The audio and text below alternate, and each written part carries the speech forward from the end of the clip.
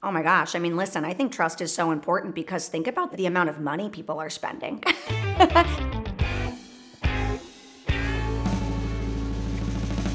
It's one of those things where you're not waking up every day and saying, you know what, I want to spend $1 million today and buy a piece of property. You're not waking up every day and saying, oh, you know what, I have all these homes to sell. Let's just go out and sell them all. When people wake up on that one day and they make that massive decision to start that journey for themselves, the person that they work with becomes the biggest decision alongside that. And I acknowledge that and I know that, and I really remind myself of that every day as I'm working with people. I think from that perspective that it's just, you know, the most important thing. The most important thing is building that trust foundation. I think the best way to do that, and the way that I always really try to do this, is to build trust by doing.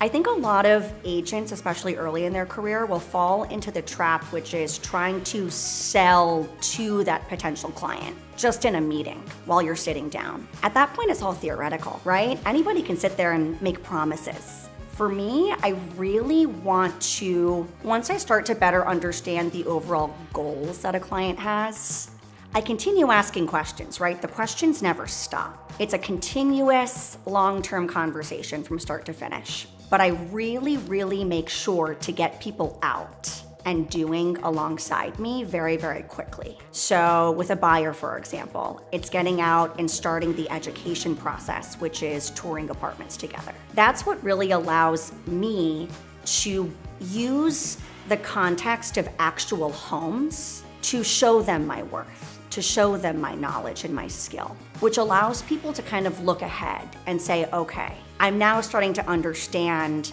what's in Lauren's head and how Lauren operates. I think what people see from me really, really quickly, my focus around always looking 10 steps ahead for the client. It is so important to educate from the very start that I consider myself not just a real estate professional, but also their educator. The financial aspect is something that I start and lead with very, very quickly. The last thing I ever want to do is accidentally start the journey with someone. We're running around looking at apartments. Somebody falls in love with something immediately, and then we're backtracking to prep financially, only to find out there's some kind of flag or issue or complication with the financials, and then all of a sudden that's when people really sour or get upset. And of course, I would get upset too. What I like to do is, and I always say this to my clients, is I almost put on my co-op board hat for them. We pretend like I'm the co-op board and qualifying a buyer for approval. And I run through all the steps as if we're already there at that point, but from the very beginning, to ensure that we're budgeting properly. So if you ever look at a home where it might be outside your budget, just know that it's fun. Know that you're doing it for fun. Don't get attached. That's never fun. I've learned that the hard way.